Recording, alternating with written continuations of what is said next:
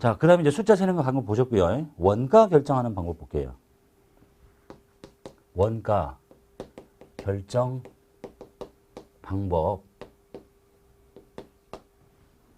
자, 재고자산을 내다 팔 때 판매한 수량, 그 다음에 기말 재고량, 기말에 남아있는 개수에 적용할 단가를 결정하는 방법입니다. 자, 이 얘기는 이제 전제가 뭐냐면, 내가 새우깡을 사올 때, 1월 1일에 사올 때 새우깡이 1,000원짜리예요. 그리고 가격이 변동이 없으면 아무 상관이 없는데, 2월 1일에 새우깡을 사올 때는 새우깡이 2,000원이야. 지금 물건값이 오른 거예요. 3월 1일에 사올 때는 물건값이 3,000원이야. 그래서 이제 4월 1일에 물건을 하나를 판매를 할 텐데요. 팔 때 매출을 일으키는데 예를 들어서 2,000원에 판다 칩시다. 그러면 이 물건이 생긴 모양이 똑같은데 서로 가격이 틀리니까 누구가 팔렸다고 봐야 될 거냐? 자, 누가 팔리기는 팔려 나간 걸 팔린 거지. 이렇게 딱 각각 관리를 해요. 어? 나는 이 물건이 팔려 나간 걸 알아요. 또는 이걸 팔았든지 이걸 팔았든지. 그래서 팔려 나간 것을 팔려 나갔다고 하는 방법이 개별법인 거예요. 개별적으로 관리를 해. 예? 그런 방법을 정하지 않으면 이걸 팔았다고 하면 1,000원의 이익이 남는 거고, 이걸 팔으면 본전이고, 이걸 팔았다고 보면 손해가 나는 거니까 뭔가 결정을 해야 돼요. 원가를. 그래서 뭘 결정을 하기는 팔려 나간 걸 팔려 나갔다 하면 되잖아. 그럼 이거 팔렸으면 매출은 2,000원이고 이게 팔리니까 이게 매출 원가고 남아있는 게 재고자산이 되는 거고, 이게 팔렸다면 매출은 2,000원이고 매출 원가는 3,000원이고 이것이 재고자산이 되는 거고. 그래서 어떤 걸 결정을 해야 되겠죠. 그래서 개별적으로 관리를 해요. 그게 개별법이야. 가장 완벽한 방법이잖아요. 팔려 나간 걸 팔려 나갔다고 한다니까. 근데 이것이 재고자산의 숫자가 많고 거리가 엄청나게 많아요. 근데 금액은 얼마 되지도 않아.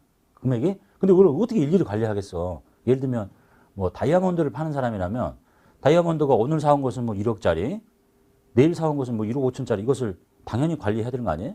고액이니까 거래량이 많지가 않고. 근데 이런 사람처럼 뭐 새우깡 장사가 새우깡도 팔고 뭐 과자가 또 뭐 있냐, 뭐 맛동산도 팔고 뭐 여러 가지 다 파는데 가격이 뭐 그렇게 엄청나게 갑자기 1,000원짜리 새우깡 2,000원 들어오지 않을 거고, 1,000원, 1,001원, 1,002원 이렇게 되는데 이걸 일일이 관리해야 되겠어요? 그래서 이게 가장 좋은 방법인데, 예? 이렇게 하는 게 가장 완벽하죠. 그래서 안 되겠다. 가정을 합시다. 그래서 이제 이게 원가 흐름의 가정인 거예요. 그냥 가정을 하자니까. 뭐 이렇게 일일이 다 관리할 거야. 예? 원가 흐름의 가정. 그래서 이렇게 하는 거지. 먼저 사온 물건을 선입이죠. 먼저 팔았다고 봅시다. 뭐 이렇게 일일이 관리합니까? 귀찮게. 이게 선입선출법. 그래? 난 좀 성격 이해하니까 나중에 들어온 물건이 먼저 팔렸다고 봅시다. 이렇게. 거꾸로죠. 그 다음에 방금처럼 개별법 볼게요. 개별법은 진짜 팔려 나간 것을 팔려 나갔다고 보는 방법인 거예요. 그래서 이제 회사마다 그 종류가 뭐 일반적으로는 뭘 쓰겠어요? 여러분 같이 과자 장사하는 사람이 과자를 이렇게 사다가 놓고 팔 때 새 걸 팔겠어 먼저? 있는 걸 먼저 팔고 이렇게 새 걸 나중에 팔아야지. 변질될지 모르니까. 이 일반적인 거죠. 근데 이제 이게 종류에 따라서 뭐 다를 수도 있겠죠. 뭐 예를 들면 이렇게 나오는, 이렇게 예를 봅시다. 쌀을 이렇게 부어가지고 여기 이제 쌀이 쌓여 있죠.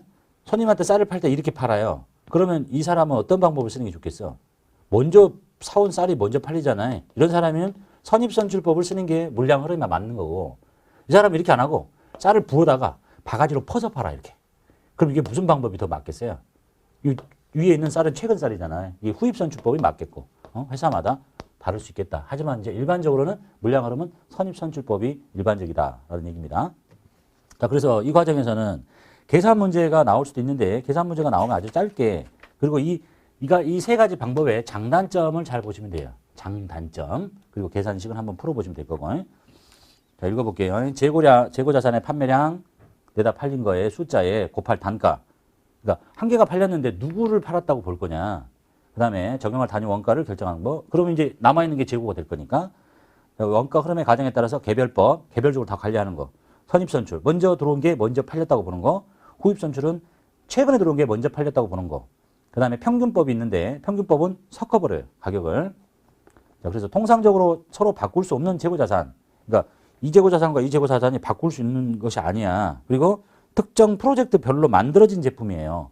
그럼 남하고 이렇게 공통적인 요소가 없기 때문에 이걸 막 섞어서 팔면 안 되지. 그래서 이런 경우에는 개별적으로 관리해서 파시고 개별법을 쓰시고 이런 개별법을 적용하지 않는 것들은 그런 것들의 단가는 선입선출법이나 후입선출법이나 뭐 이렇게 평균법을 쓰십시오라고 하고 있습니다. 그래서 이것들의 장단점을 먼저 볼게요. 세 개를 한꺼번에 비교할게요. 개별법, 선입선출, 후입선출, 선입선출법도 볼게요. 자, 개별법은 재고자산의 매입 상품별로 매입 가격을 알 수 있도록 개별적으로 관리합니다. 사온 것의 각각의 가격을 다 알아. 이렇게. 그래서 이게 팔렸으면 이게 팔렸다고 보고 이게 나머지가 되는 거고 이렇게 개별적으로 관리한다. 첫 번째, 얘는 실제 물량 흐름이죠. 진짜 팔린 걸 팔렸다고 보는 거잖아. 응? 이건 실제 물량 흐름이에요. 그리고 이론적으로 가장 이상적인 방법이죠. 하지만 조금 힘들겠지. 재고자산의 금액도 적고 숫자도 많고 거래량도 많으면. 하지만 실제 물량 흐름이고 가장 이상적인 방법이에요. 그 다음에 선입선출법은 실제는 아니죠. 하지만 일반적인 물량 흐름인 거지. 일반적으로 먼저 사온 것을 먼저 쓸 거니까 일반적인 물량 흐름을 갖고 있고 그럼 얘는 뭐겠어요? 일반적이는 않죠.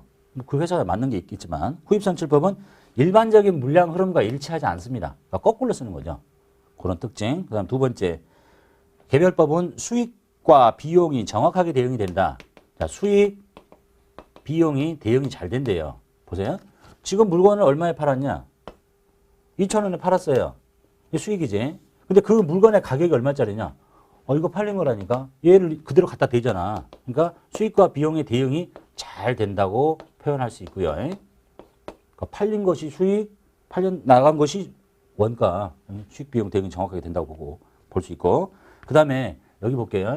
선입선출법은 지금 매출은 수익은 현재의 수익이에요. 현재 수익. 수익은 현재야. 그런데 팔려나간 것의 물건의 가격은 옛날 걸 파는 데잖아요. 그러니까 비용은, 즉 매출 원가는 과거야. 그러니까 수익은 현재고 그 물건 값은 옛날 것이 비용 대응이 되니까 수익 비용 대응이 얘보다 정확하게 잘 안 된다고 볼 수 있는 거죠. 반면에 얘는 수익은 지금 현재죠. 똑같아. 수익 현재. 그런데 그 물건의 값이 비용이 가장 최근 거잖아. 최근 것이 팔렸다고 보는 거니까 얘에 비해서는 얘만치는 못하지만 얘에 비해서는 비용이 현재 것이 대응이 되니까 얘는 아주 좋다. 얘는 안 된다. 그러면은 한 동그라미나 세모 정도는 될 수 있겠다라는 게 후입선출법입니다. 그래서 매출 원가는 후입선출법에 매출 원가는 현재 수익과 현재 원가가 대응되니까 얘보다는 낫다 이렇게 볼 수 있고. 그다음에 이제 얘는 단점이 재고자산의 재고자산의 숫자가 너무 많아요. 수가 많고 거래량이 빈번하면 적용하기가 좀 불가능하다. 가장 이상적이고 좋지만 그러니까 이제 가정을 통해서 선입선출법 또는 후입선출법을 쓰게 되는 겁니다. 그 다음에 이제 선입선출법의 나머지 거 볼게요. 자, 이거 물가가 상승을 해요. 물가가, 우리가 사는 세상이 물가가 주로 상승하죠. 물가가 상승을 하면 수익이 일정하다는 범위 안에서 보면 물가가 상승하면 이제 이 그래프는 이렇게 보시면 돼요. 여기가 이제 가격이고 여기가 시간적으로 선이고 후인데 사오는 재고자산의 가격이 이렇게 쭉쭉 올라가. 근데 내가 지금 현재 매출을 딱 잡는 것은 둘 다 똑같을 텐데 얘는 옛날에 싼 것이 팔리잖아요. 이게 먼저 팔리니까 물가가 상승하면 순이익이 얘보다는 커지게 되는 방법이고 얘는 어떻게 되겠어요? 물가가 상승하는데 금액은 일정하다고 보고 매출이 비싼 걸 팔잖아. 그러니까 순이익이 작아지지. 물가 상승하면 얘에 비해서 순이익이 작아지는 거예요. 왜냐하면 비싼 걸 팔았다고 하니까. 최근 것이 비싸니까. 그 얘기. 그 다음에 반대로 이 선입선출법은 이제 그러면 얘의 기말 재고가 어떻게 될 거냐. 기말 재고가 어떻게 돼 있어요? 이렇게 물가가 오르는데 옛날 것을 먼저 파니까 이게 원가가 되고 이게 남은 게 기말 재고잖아요. 기말 재고는 현재에 가깝죠. 그래서 기말 재고가 현재 시가에 가깝다. 그래서 재무상태표에 보고되는 기말 재고 자산은 현재 시가에 가깝다라고 볼 수 있고 얘는 어떻게 돼 있어요? 반대겠지. 기말 재고는 이렇게 비싼 것이 점점 들어오고 있는데 이걸 먼저 파니까 남아있는 물건은 옛날 것이 대체가 되는 거야. 그러니까 기말 재고는 시가에 가깝지 않다라고 이 정반대 개념이 생기게 됩니다. 자, 이제 정리하고 읽어볼게요. 개별법, 개별적으로 관리하는 거야. 실제 물량 흐름으로 일치하고 가장 이상적인 방법이고 수익, 지금 수익과 팔려 나간 것을 그대로 대응시키니까 수익 비용 대응이 가장 정확하다고 볼 수 있고, 다만 재고 자산의 종류와 숫자가 많고 거래가 빈번하면 적용하기가 좀 불가능하다. 요즘 기술이 좋아서 다 불가능하지도 않아요. 요즘 다 들어올 때 바코드 찍고 들어오잖아. 나갈 때도 다 찍고 나가니까. 그 다음에 옛날에 그랬다는 얘기죠. 그 다음에 선입선출법, 먼저 들어온 게 먼저 팔려 나간 거예요. 선입, 선출. 일반적인 물량 흐름, 그 다음에 매출 원가는 옛날 거, 원가는, 즉 비용은 과거 거, 수익은 현재 거. 그러니까 수익 비용 대응이 잘 이루어지지 못한다. 그 다음에 물가가 상승하면 순이익이 커져요. 물가가 이렇게 오르면 얘보다 싼 걸 팔았으니까 이익이 커지고, 기말 재고는 최근 것이 보고된다. 그 다음에 후입선출 볼게요. 일반적인 물량 흐름은 아니에요. 거꾸로 하는 거니까. 그 다음에 팔려나간 물건의 원가는 현재 거예요. 가장 최근 걸 판다고 하니까. 수익도 현재야. 그러니까 얘보다는 수익 비용 대응이 잘 된다고 볼 수 있고. 그다음 물가가 상승하면 순이익이 작아져요. 물가가 상승하면 비싼 걸 얘보다는 비싼 걸 팔았다고 보는 거니까 이익이 얘보다는 작겠지. 그 다음에 기말 재고는 옛날 것이 남게 된다. 뭐 이런 서로의 장단점만 비교하시면 되겠습니다. 자, 그리고 이동평균, 총평균은 무슨 장단점이 있는 게 아니야, 이제. 예? 다 섞어버리는 거니까. 그래서 이 세 가지의 장단점이 객관식 시험에 잘 나오고, 그 다음에 이제 계산 문제는 한 번만 살펴보시면 되겠습니다.